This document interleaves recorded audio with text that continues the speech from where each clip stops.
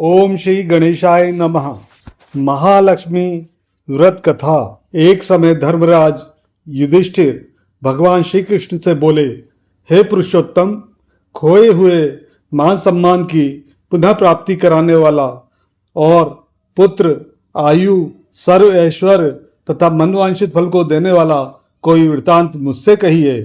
श्री कृष्ण जी ने युधिष्ठिर से कहा, हे राजन, सतयुग के प्रारंभ में जब दैत्यराज वृतासुर ने देवताओं के स्वर्गलोक में प्रवेश किया था, तब यही प्रश्न इंद्र ने नारद मुनि से किया था। इंद्र के पूछने पर नारद ने तब इस प्रकार वर्णन किया। पूर्व काल में पुरंदरपुर नाम का एक अत्यंत रमणीय नगर था। वो नगर अर्थ, धर्म, काम, मोक्ष इन चारों पुरुषार्थों से युक्त होने के कारण संसार भर में प्रसिद्ध था। उसमें मंगलसेन नाम का राजा राज्य करता था। उसके चिल देवी और चोल देवी नाम की रूपवती रानियां थी। एक समय राजा मंगलसेन अपनी रानी चोल देवी के साथ महल के शिखर पर बैठे थे। वहां से उनकी दृष्टि समुद्र के जल से घिरे हुए स्थान पर पड़ी। उस जगह को देखकर राजा अति प्रसन्न हुआ और अपनी रानी से बोला, हे चंचलाक्षी, मैं उस स्थान पर तुम्हारे लिए एक परम मनोहर उद्यान बनवाऊंगा। राजा के ऐसे वाक्य को सुनकर रानी ने कहा, हे कांत, आपकी जैसी इच्छा हो वैसा कीजिए। राजा ने अपने विचार के अनुसार उसी स्थान पर एक सुंदर बगीचा बनवा दिया। वो बगीचा थोड़े दिनों में अनेक वृक्ष, लता, फूलों और पक्षीगणों से संपन्न हो गया। एक समय उस उद्यान में मेघतुल्य काला और वर्ण चंचल नेत्रों से युक्त शूकर घुस आया। उसने आकर वृक्षों को तोड़ डाला और उद्यान को चौपट कर दिया। यही नहीं, उस शूकर ने बगीचे के कई रखवालों को मार डाला। तब उद्यान के रक्षक उससे भयभीत होकर राजा के पास गए और सब हाल कह सुनाया। अपने परम रम्य उद्यान के उजड़ने की बात सुनकर राजा के नेत्र क्रोध से लाल हो गए। राजा ने अपनी सेना को आज्ञा दी कि शीघ्र जाकर ही उस शूकर को मार डालो। यदि नहीं तो राजा स्वयं भी मतवाले हाथी पर सवार हो उद्यान की ओर चल पड़ा। तब राजा बोला, यदि किसी की बगल से ये शूकर निकल जाएगा तो मैं उस सिपाही का सिर शत्रु की भांति काट डालूंगा। राजा के ऐसे वचन सुनकर वो शूकर जिस भाग में स्वयं राजा खड़ा था उसी मार्ग से मनुष्यों को विदीर्ण करता हुआ निकल गया। राजा अपने घोड़े को मारता ही रह गया। राजा लज्जा से प्रेरित होकर उस शूकर का पीछा करते करते सिंह बाघों से युक्त घोर वन में दूर जा निकला। निदान शूकर से मुठभेड़ हुई और राजा ने अपने बाण से उसे भेद दिया। बाण लगते ही शूकर अपने अदम्य शरीर को छोड़कर दिव्य गंधर्व रूप में आ गया और विमान पर चढ़कर स्वर्ग को जाने लगा। गंधर्व ने राजा से कहा, हे महिपाल, आपने शूकर योनि से मुझे छुड़ाकर बड़ी कृपा की। मैं चित्ररथ नाम का गंधर्व हूँ। एक समय जबकि ब्रह्मा जी देवताओं के बीच बैठे हुए मेरा गायन सुन रहे थे, तब मुझसे ताल स्वर की भूल हो जाने से उन्होंने रुष्ट होकर मुझे श्राप दिया था कि तू पृथ्वी पर शूकर होगा। जिस समय राजा मंगलसेन तुझे अपने हाथों से मारेगा तब तू शूकर योनि से मुक्त होगा। तो आज वो श्राप पूरा हुआ। हे राजन, मैं आपके कृत्य से प्रसन्न हुआ। आप भविष्य में महालक्ष्मी व्रत करके सार्वभौम राजा हो जाएंगे, ऐसा मेरा आशीर्वाद है।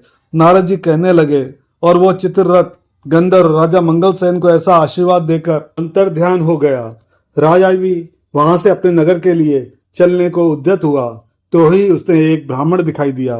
राजा ने ब्राह्मण से प्रश्न किया कि हे देव, आप कौन हैं? इस पर ब्राह्मण ने उत्तर दिया, हे राजन, मैं आपके ही राज्य का एक नागरिक हूँ। आप इस समय दुखी दिखाई देते हैं, इसलिए कहिए मैं आपकी क्या सेवा कर सकता हूँ। राजा ने तब ब्राह्मण से कहा कि वह उसके घोड़े को निकट के जलाशय से पानी पिला लावे। ब्राह्मण ने ऐसा ही किया। वो घोड़े की पीठ पर सवार होकर जलाशय की ओर जाता है। बटुक जलाशय के निकट पहुंचकर देखता है कि वहां दिव्य वस्त्र और अलंकार पहने हुए बहुत सी स्त्रियां कथा कह रही हैं। तदंतर वो बटुक भी उन स्त्रियों के पास जाकर अपना परिचय देकर नाना प्रकार के प्रश्न करने लगा। हे स्त्रियों, आप यहाँ भक्तिभाव से क्या कर रही हैं? इसके करने से क्या फल मिलता है?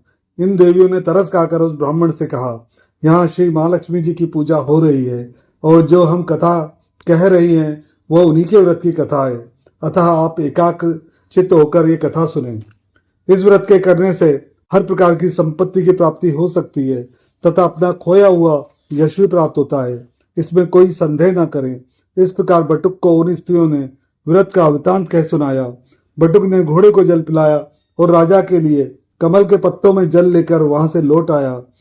ब्राह्मण ने लौटकर सारा किस्सा राजा को सुनाया और यही व्रत की कथा राजा से कह सुनाई। महालक्ष्मी का पूजन तथा व्रत करके राजा अपने ऐश्वर्य का भागी बनकर वन से उस बटुक को साथी लेकर अपनी राजधानी को लौट आया। सबसे पहले राजा अपने मित्र बटुक के साथ अपनी बड़ी रानी चोल देवी के महल में जाता है। रानी ने जब राजा के दाहिने हाथ में व्रत का बंधा हुआ डोरा देखा तो वो राजा से रुष्ट हो जाती है। वन में ये डोरा किसी अन्य स्त्री ने राजा के बांध दिया है, ऐसा विचार कर चोल देवी ने राजा के हाथ से वो डोरा तोड़कर धरती पर फेंक दिया। उसी समय छोटी रानी चिल देवी भी वहां आ पहुंचती है। वह उस डोरे को उठा लेती है और पास ही खड़े बटुक ब्राह्मण से उस डोरे का संपूर्ण रहस्य जान लेती है। दूसरे वर्ष जब महालक्ष्मी के व्रत का दिन आता है तब राजा अपने हाथ के डोरे को देखते हैं और चिल देवी रानी के महल में व्रत और पूजा आदि का संदेश पाकर पहुंच जाते हैं। वे इस प्रकार चोल देवी रानी से रुष्ट हो जाते हैं और चिल देवी रानी से प्रसन्न हो जाते हैं।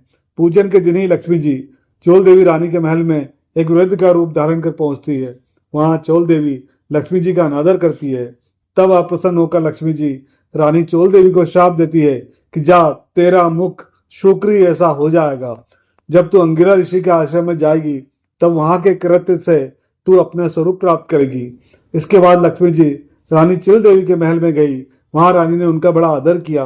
प्रसन्न होकर लक्ष्मी जी ने रानी चिल देवी से कहा, हे रानी, मैं तेरे पूजन तथा आदर सत्कार से प्रसन्न हुई हूँ, तू वर मांग।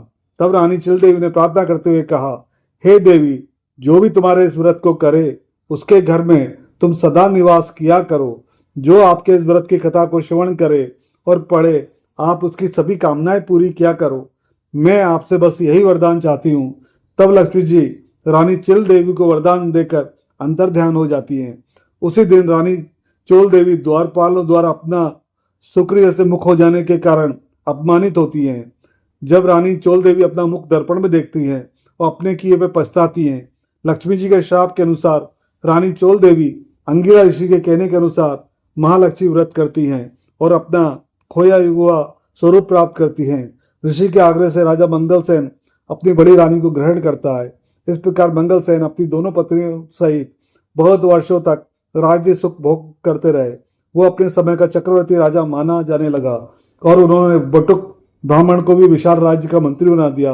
राजा मंगलसेन अपनी रानियों के निरंतर इस व्रत के करते रहने के कारण अंत में स्वर्ग को गए और आकाश में उसे श्रवण नक्षत्र का रूप प्राप्त हुआ।